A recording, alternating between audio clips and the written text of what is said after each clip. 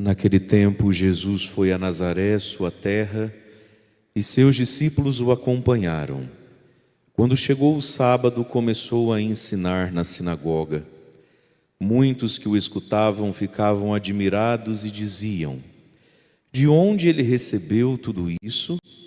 Como conseguiu tanta sabedoria? E esses grandes milagres que são realizados por suas mãos? Este homem não é o carpinteiro, filho de Maria e irmão de Tiago, de José, de Judas e de Simão? Suas irmãs não moram aqui conosco? E ficaram escandalizados por causa dele. Jesus lhes dizia: um profeta só não é estimado em sua pátria, entre seus parentes e seus familiares. E ali não pôde fazer milagre algum. Apenas curou alguns doentes, impondo-lhes as mãos. E admirou-se com a falta de fé deles. Jesus percorria os povoados das redondezas, ensinando. Palavra da salvação. Glória a vós, Senhor.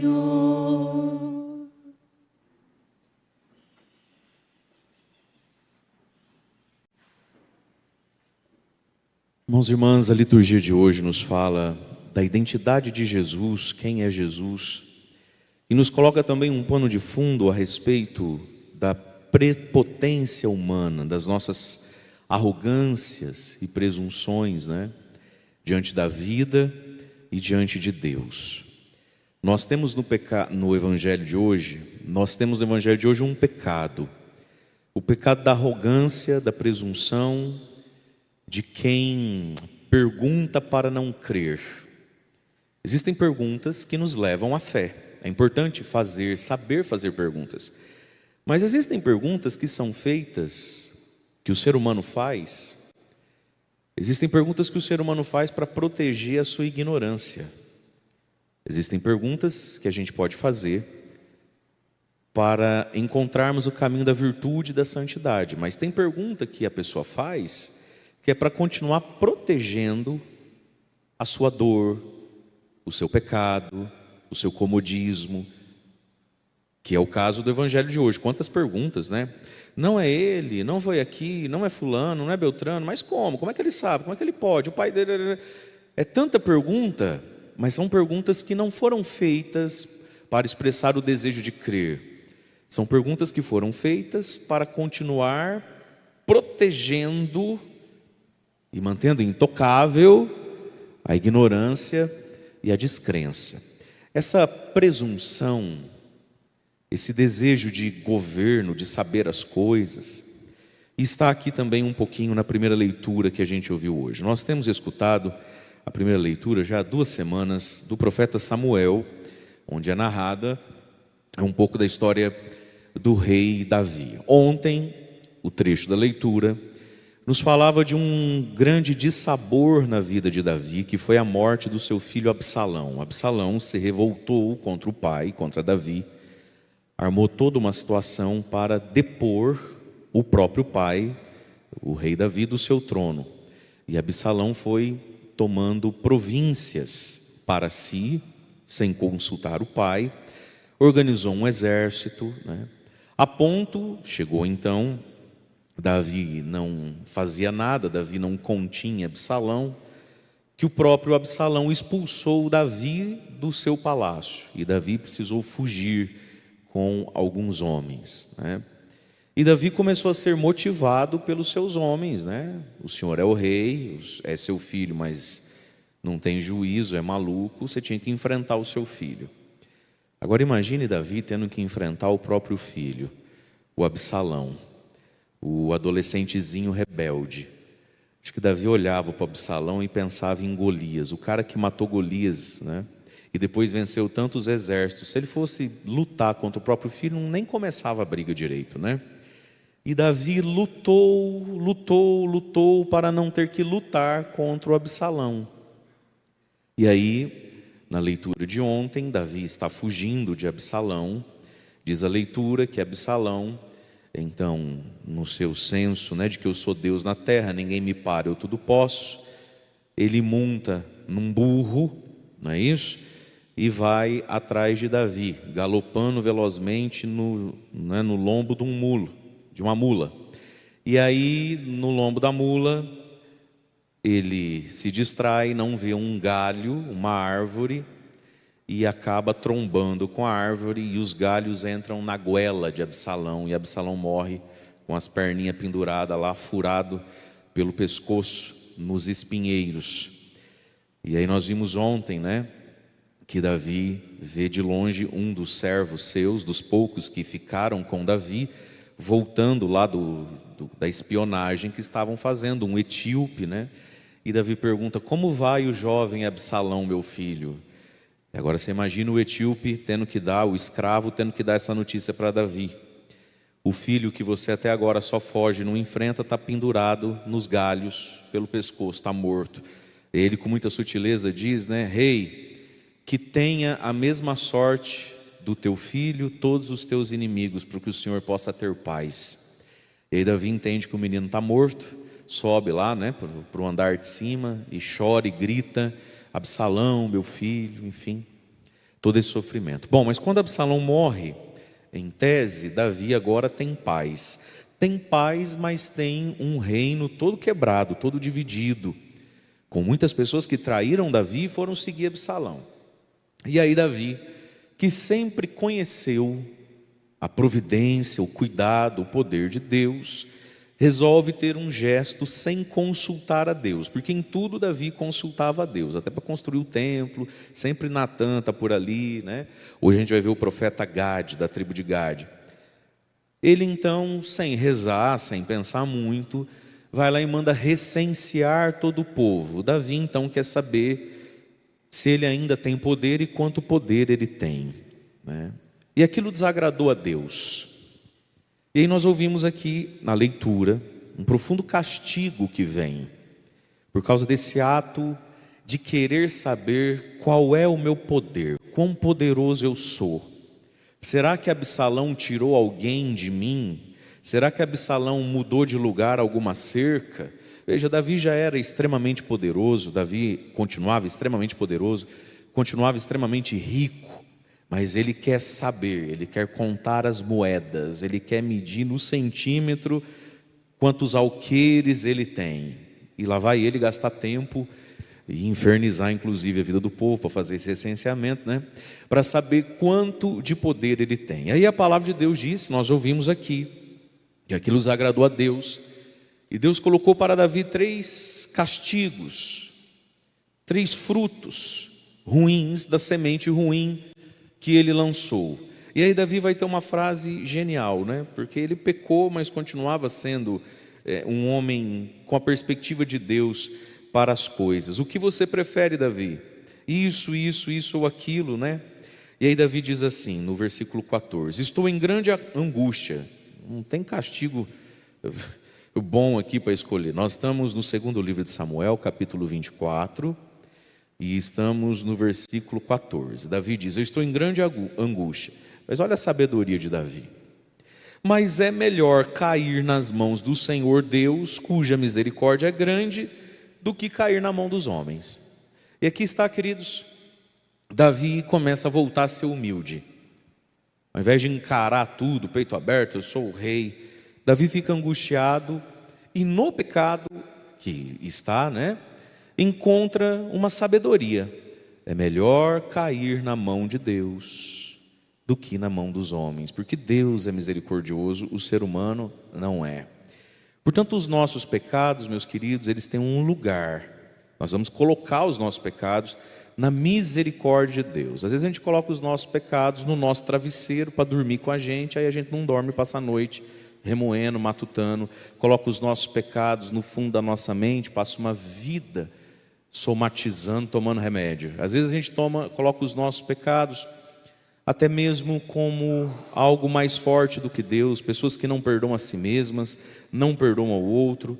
Às vezes a gente coloca o nosso pecado como o ponto final de uma frase, então depois daquela dor, daquela derrota, daquela decepção, daquele meu erro ou daquele erro do outro comigo, não tem mais vida, não tem alegria, ó céus, ó vida. Davi colocou o pecado no lugar certo.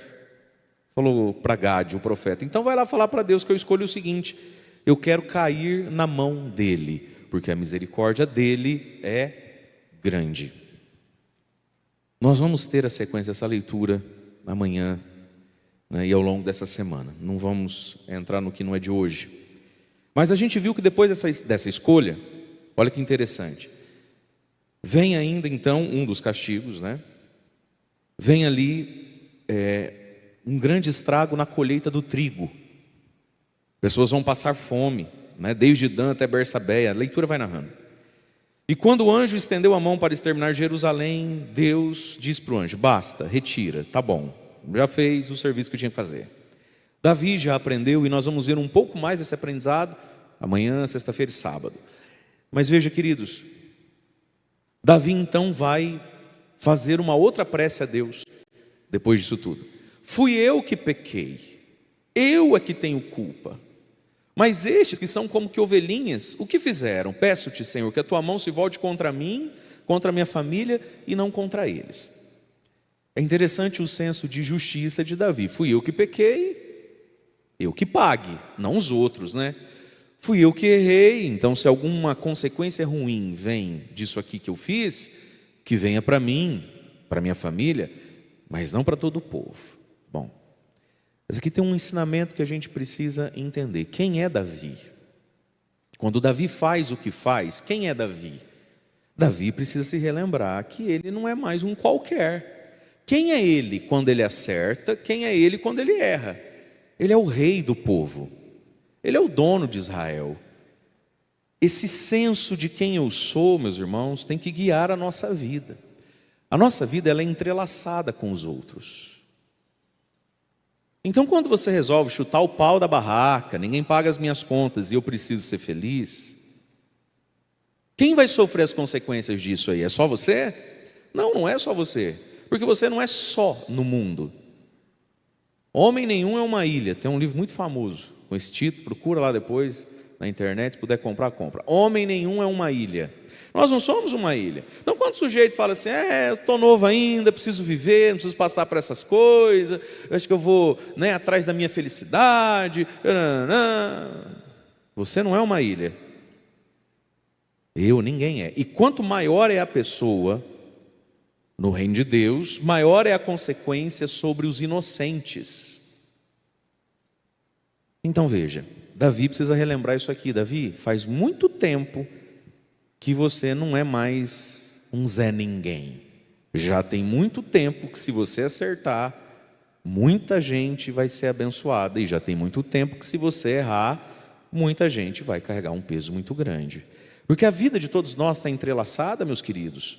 E aqui está, muitas vezes a gente não peca, muitas vezes a gente encontra temor a Deus, muitas vezes a gente encontra força para continuar, muitas vezes a gente cria vergonha na cara, bate na sua que eu bato na minha e diga: vergonha na cara. Bate mais forte que você está precisando mais que sair, eu te conheço. Até dá um estalinho. A gente encontra essas coisas no nosso senso de quantas pessoas estão envolvidas em mim.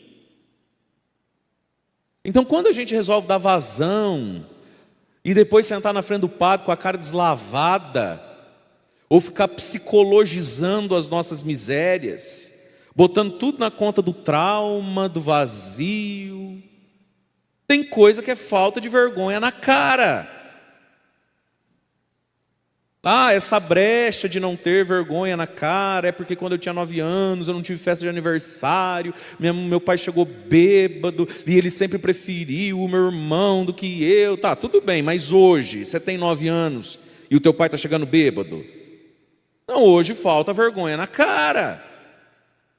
Não, porque desde menino eu sempre me senti feio, excluído, então inconscientemente eu acho que hoje eu sou safado, mulherengo, que é para autoafirmar para mim mesmo que talvez eu não seja aquilo que as crianças falavam quando fazia bullying. Ok, já descobrimos onde é que entrou. Vamos criar vergonha na cara?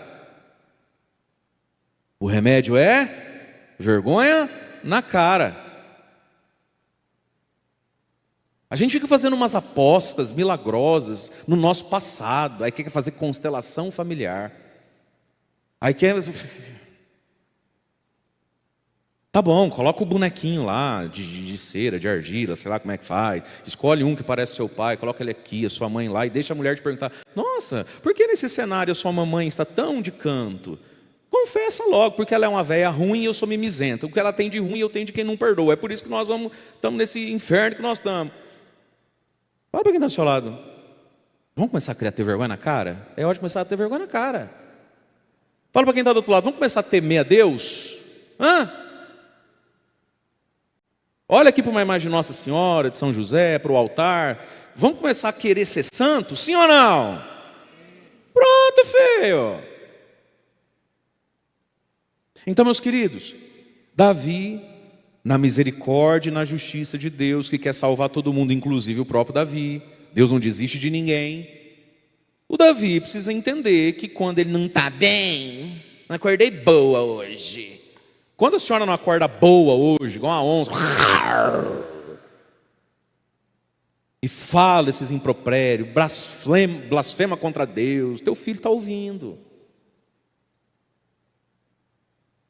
Quando o senhor emburra, sua mulher não tem nada a ver com isso. Gente, nós estamos amarrados um no outro. Fala comigo: glória a Deus. Porque quem quer ficar soltinho vai queimar no inferno. Meu irmão, minha irmã, só tem uma coisa que soltinho vale a pena: é arroz. Arroz soltinho não é gostoso? E mesmo assim tem quem prefere papa, vai entender. Só tem uma coisa, meu amado, que soltinho vale a pena: é o arroz. O ser humano, se ele ficar soltinho, não devo nada para ninguém, ninguém me rela, ninguém me toca, ele vai para o inferno. E Davi então entendeu: não, mas fui eu que pequei. Acontece, filho, que você é um rei pecando. Você não é um qualquer pecando. E nenhum de nós, dos que estamos aqui hoje, eu acho que a maioria de quem está agora nos acompanhando em casa, é um qualquer. Por mais simples que você seja e se sinta, você já ganhou um adesivo que tirou você do qualquer. Você ganhou um sobrenome, possivelmente já nessa vida, que é da igreja. Qual José da Silva? O seu José da Silva da igreja. Já deixou de ser qualquer um.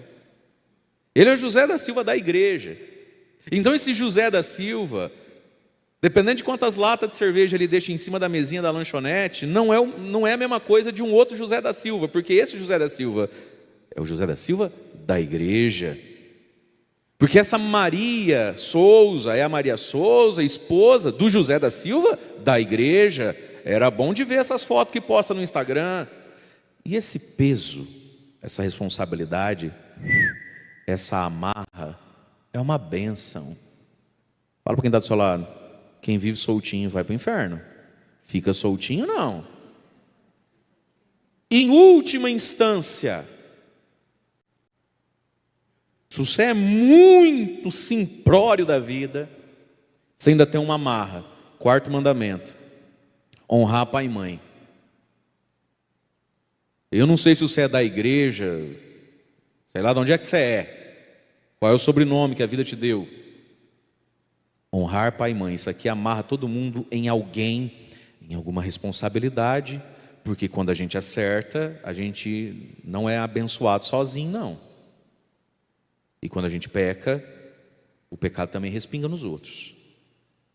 Mas daí Davi entende então que ele precisa voltar para o lugar dele, para o entendimento de quem ele é na vida de outros. É por isso então que tem o Salmo hoje 31, que é um salmo de Davi: perdoai-me, Senhor, meu pecado. E aí vem uma constatação que Davi teve quando experimentou o perdão de Deus. Salmo 31 ou 32, se você está com Bíblia, depende da sua Bíblia, versículo 1: feliz o homem, é o salmo de hoje, feliz o homem que foi perdoado.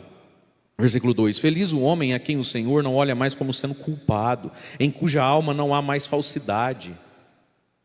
Existe uma alegria que vem de sair do pecado, ser perdoado e estar na graça de Deus.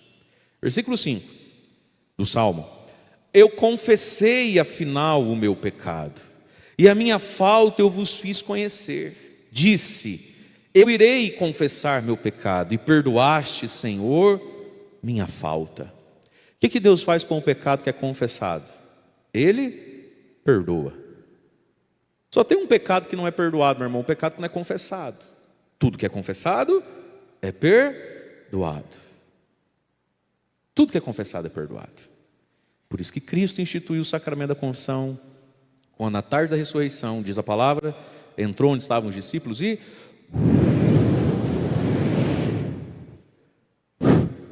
soprou sobre eles, dizendo que a quem vocês perdoarem os pecados, eles serão perdoados. Agora me diga uma coisa, Jesus soprou.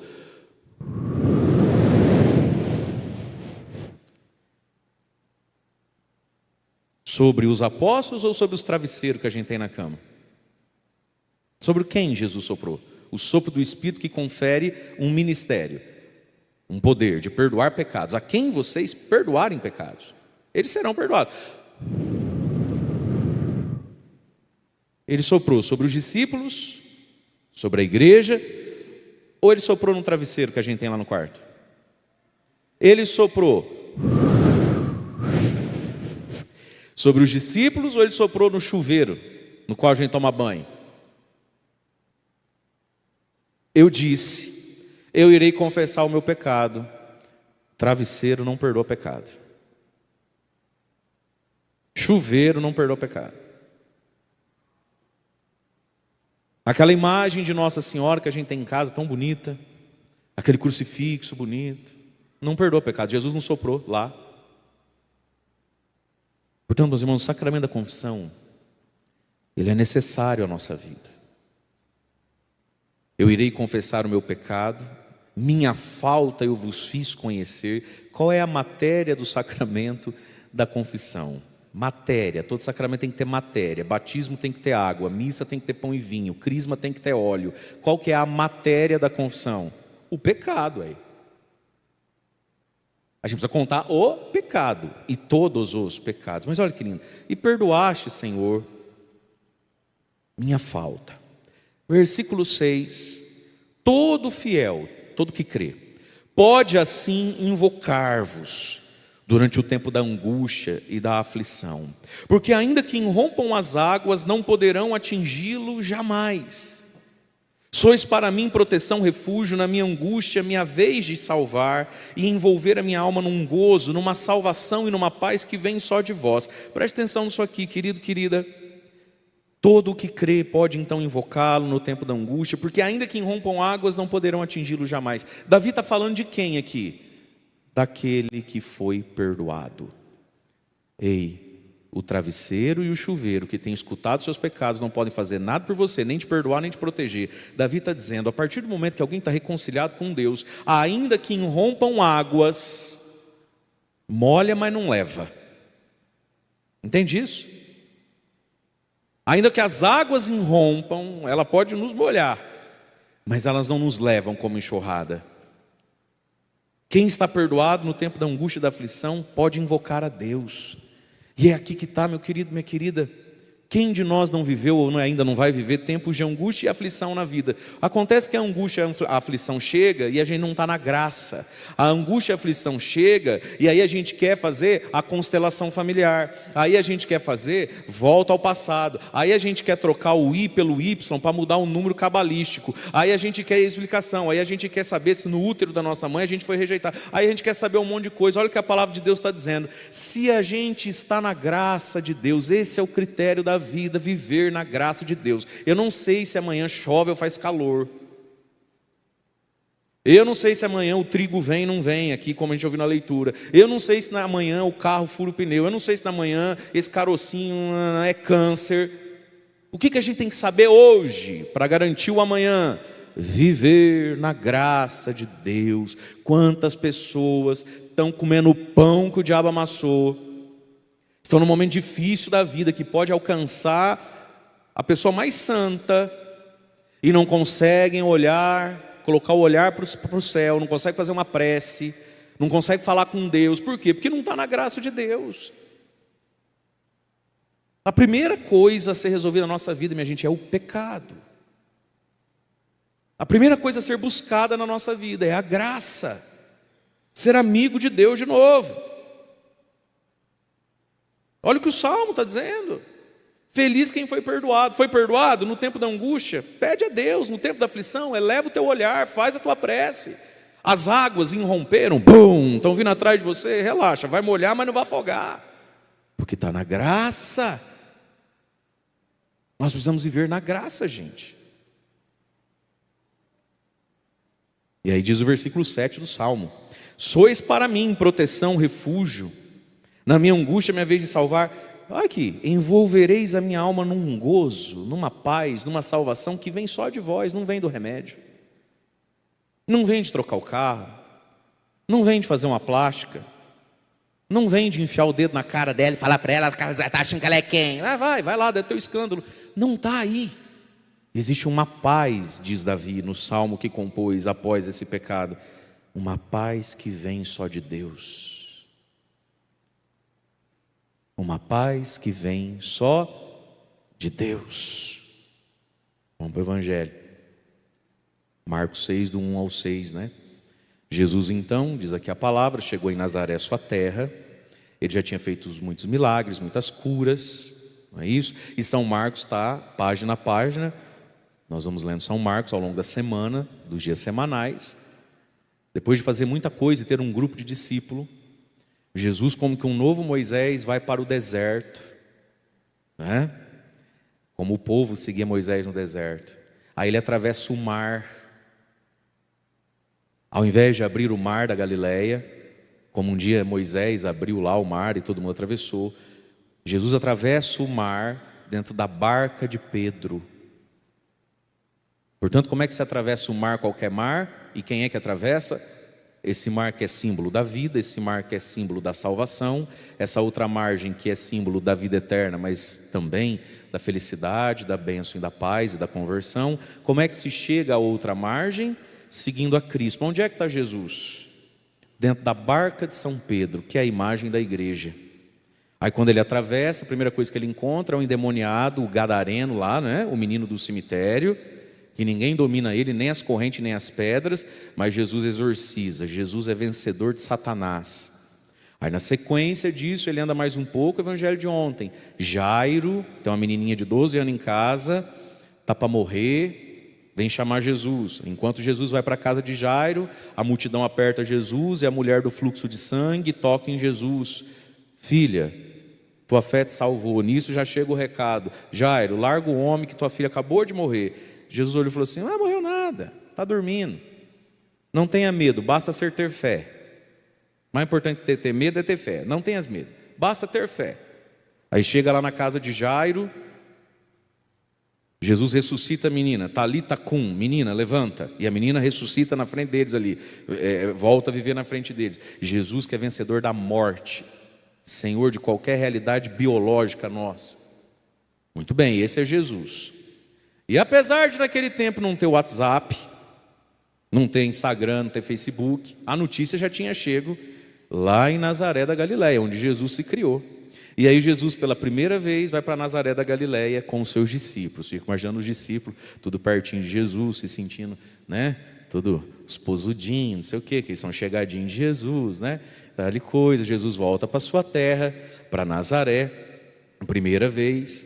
Quando chega um dia de sábado, como de costume, ele vai na sinagoga, começa a ensinar, e eles começam a olhar, ouvir Jesus, e já sabem o que Jesus tem feito por aí, né?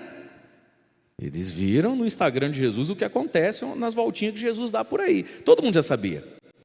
E aí começam as perguntas de quem não quer crer. Olha lá. Mas de onde ele recebeu tudo isso? Como ele conseguiu tanta sabedoria? E esses milagres que a gente escuta falar que são realizados por suas mãos? Mas ele não é o filho do carpinteiro, o filho de Maria, os parentes dele aqui, os primos dele, Tiago, José, Judas, as primas não moram tudo aqui conosco? E ficaram escandalizados. A palavra escândalo, né, no original, no grego, escândalo significa escândalo, se chama pedra de tropeço. Eles tropeçaram em Jesus. Jesus disse: eu sou o caminho. E eles tropeçaram em Jesus. Mas veja, queridos, um monte de pergunta de quem não quer crer, né? Mas aí vamos colocar algumas respostas para essas perguntas. Vamos lá? Já que eles perguntaram tanto, vamos nós responder para eles. De onde ele recebeu tudo isso? Essa sabedoria, essa inteligência, né? E esse poder espiritual, essa fé. Parece que estamos ouvindo aqui que ele faz uns negócios, uns milagres, umas curas. De onde recebeu tudo isso? Ué, vamos responder para eles. De onde ele recebeu tudo isso? Da oração, da meditação da palavra. Jesus com 12 anos já sabia a Bíblia. Como conseguiu tanta sabedoria? Rezando, dando ouvidos a José e Maria. A palavra de Deus não diz que Jesus voltou para Nazaré sua terra e era-lhes obediente a José e Maria, obediente em tudo aos seus pais? Você quer sabedoria? Reza. Abaixa a cabeça, obedece. Quem na vida está acima de você? Pare da chilique. Reza, vai ler. Conhece a Bíblia? Reza. Pai, mãe, padre fala, você escuta? Ou você fica fazendo pergunta para continuar ignorante? De onde ele recebeu tanta sabedoria? A resposta é tão difícil assim, não, filho. E esses grandes milagres realizados por suas mãos, ele não é o carpinteiro, ele é carpinteiro. Fez o guarda-roupa lá de casa, ele é carpinteiro. Ele não é o filho de Maria, filho da dona Maria, a viúva do Zé, filho dela. Sim, vamos responder as perguntas deles. Os parentes deles aqui, os irmãos, eu não vou entrar nessa temática dos irmãos de Jesus, porque não dá, vai. Tiago, José, Judas, Simão, sim, é tudo primo. Jogava bola, joga. Suas irmãs, as primas dele, não mora aqui conosco. O que mais vocês querem saber? Hein? Mais alguma pergunta? E se escandalizaram. Mas por que se escandalizaram, meus irmãos, um pouquinho aqui? Porque eu acho que eles olharam para si mesmos e falaram, caramba, ele nasceu e foi criado aqui com a gente. Como pode ele ter saído tão bom e nós saído tão ruim? Essa é a pergunta de fundo aqui. Eu não consegui ser inteligente, por que você acha que você é inteligente? Eu não consegui comprar uma casa, um palio e casar na igreja, por que você acha que você vai sair do aluguel, casar na igreja e comprar um carro? Mas você não, por quê? Está roubando alguém? Você está vendendo droga? Não é assim, seu irmão? Tanto que eu rezo, tão boa que eu sou, meu filho está desempregado. Como assim o seu filho passou na federal? Oh, padre, a gente se sente tão desamparada por Deus. É presunção, isso é inveja. Mas ao mesmo tempo, meus irmãos, existe aqui na parte do povo de Jesus um profundo desânimo deles com eles mesmos, um profundo desânimo deles com a circunstância, com o aqui e o agora. Ora, meus queridos, de onde é que vocês acham que pode vir então sabedoria, unção, fé e milagres? Da lua? Esse é o nosso problema. A gente até reconhece que existe a fé, a sabedoria, a gente até entende que a gente poderia ser melhor do que a gente é, mas aí a gente coloca uma série de desculpas. Desde que eu não morasse aqui, desde que o padre falasse menos ou fosse outro, desde que não tivesse calor, desde que eu tivesse tido isso que eu não tive. E não é verdade isso que você está falando. Jesus se tornou quem se tornou, onde? Em Nazaré da Galileia, um serrote na mão e suor na testa.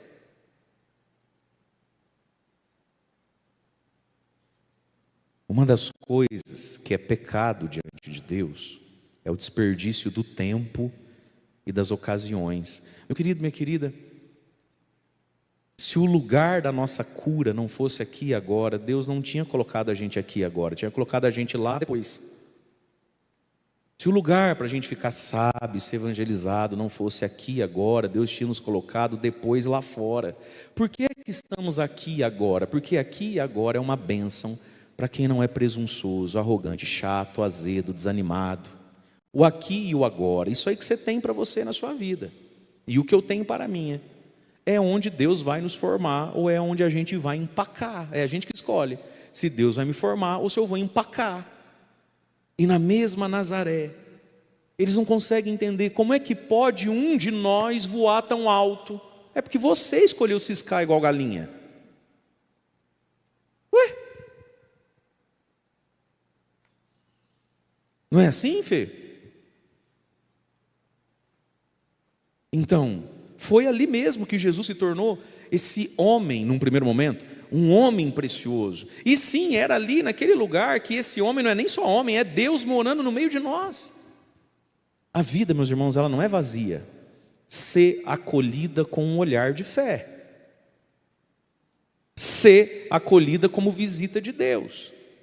A vida, as coisas e as pessoas não vêm sem nada até nós se a gente tem um olhar de fé. Agora, se a gente não tem um olhar de fé, muita coisa é uma desgraça, é uma tragédia, uma injustiça. O que eu fiz para merecer? Tão bom que eu sou, não sei se preciso passar por isso, tanta gente ruim, por que eu sofro? Aí começa um monte de pergunta que não faz a gente dar um passo na vida, que atrasa tudo. Então Jesus se tornou sábio, ungido em Nazaré da Galileia, mas foi o único também, né? Então esse povo de Nazaré da Galileia não acredita nem neles mesmos, né? Eles olham e eles sabem o que é sabedoria, porque eles estão vendo em Jesus, mas eles acreditam que sabedoria tem, mas não é aqui. Não, meus irmãos, tem e está aqui. Essa ingratidão com a vida, sabe? Essa animosidade com os fatos, esse jeito choroso, raivoso, de criança insatisfeita, eternamente assim. Deus nos visita aqui, agora, e nos visita, olha o que o padre vai falar, hein? Até mesmo usando do nosso pecado, das nossas fraquezas, como usou com Davi.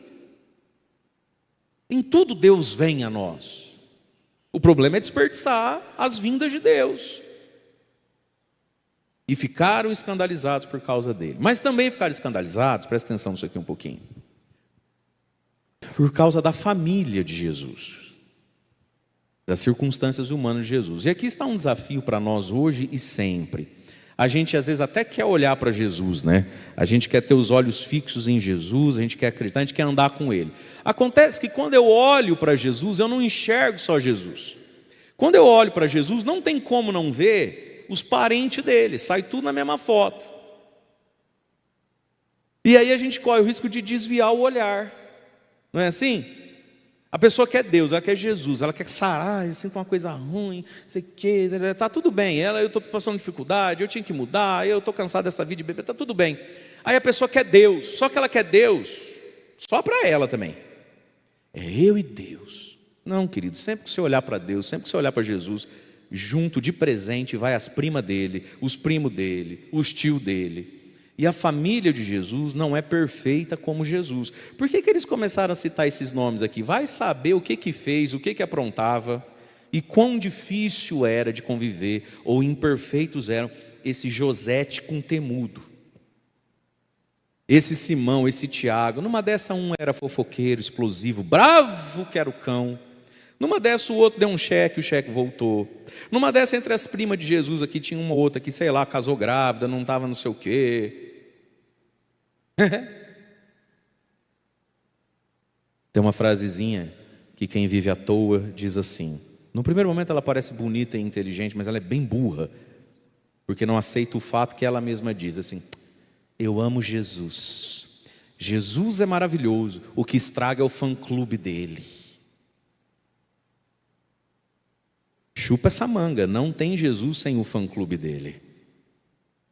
Isso é na vida, é assim. O dia que você casou com a sua mulher, o que você queria? A sua mulher. O que você levou? Só a mulher? Sogra, sogro, cunhado, cunhada. É, na verdade. Afilhadinho, que às vezes já tinha. Você leva o pacote, velho. Você bate o olho num carro, você fala, mas eu queria ter um carro, vou comprar aquele carro. Você vai lá e compra o carro, você leva só o carro? IPVA, seguro, revisão. Não é que eu gosto de Deus, meu problema é as pessoas da igreja. Então você ficou sem Deus. Então você ficou sem Deus. É isso aí que é. Você olha para Jesus, mas no seu olho, enquanto Jesus, aqui do lado, o que você vai vendo? O padre isso, a fulana aquilo, o Beltrano aquilo, reza mais que não sei o que. E vai sair todo mundo na foto, meu irmão. Pergunta para quem está do seu lado: você quer sair na foto? Essa é a foto do céu, meu irmão. A foto do céu é igual aquelas fotos de time de futebol. Viu foto de time de futebol? Está todo mundo ali? 6 em pé, 5 de joelho embaixo. roupeiro, maqueiro, né? Assim, sai todo mundo na foto. A pessoa acha que ela vai para o céu para fazer selfiezinha com Jesus, bochecha com bochecha. Vem, Jesus. Não tem isso não, filho. Jesus não vai fazer selfie com você não. Você quer, você tem que sair na foto. E na foto tem gente que às vezes é difícil de aguentar. Olhos fixos em Jesus.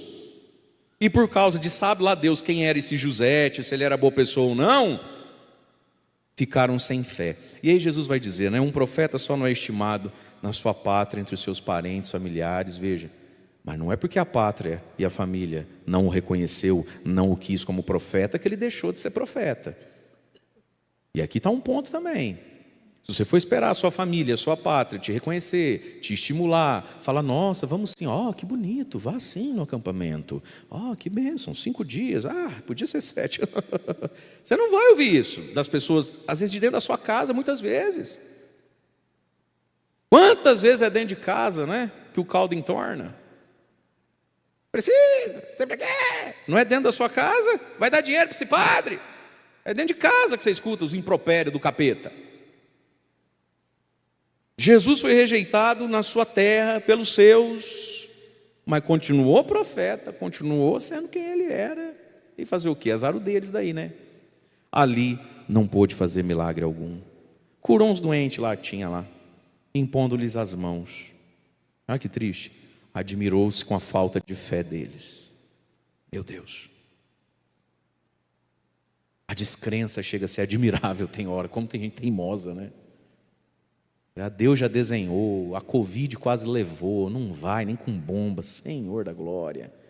Mas quem não vai nem com bomba, meus irmãos, quem sabe um dia vá na misericórdia. Por isso que a gente não pode deixar de rezar por ninguém, lançar uma semente em ninguém e pedir mesmo a Deus que às vezes liberte. Você sabe, Satanás é um espírito de burrice. Está lá na parábola, o semeador saiu a semear, lembra?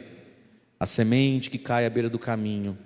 Vem o passarinho, né? Vem Satanás e bica, come antes da pessoa, para que a pessoa não entenda e entendendo não creia. E muitas pessoas têm na mente mesmo um espírito de burrice espiritual. Por isso que quem é burro espiritualmente precisa da nossa intercessão. E tem muita gente que é tapado. Mas não são as nossas bombas que vão convertê-los, né? É a nossa oração, é a nossa intercessão e o nosso testemunho. Mas sobre tudo isso, meus irmãos, hoje é dia de São João Bosco, também conhecido como Dom Bosco, fundador dos padres e dos irmãos salesianos e das irmãs salesianas também. Viveu no século XIX em Turim, na Itália, num momento de muita pobreza, de muito sofrimento.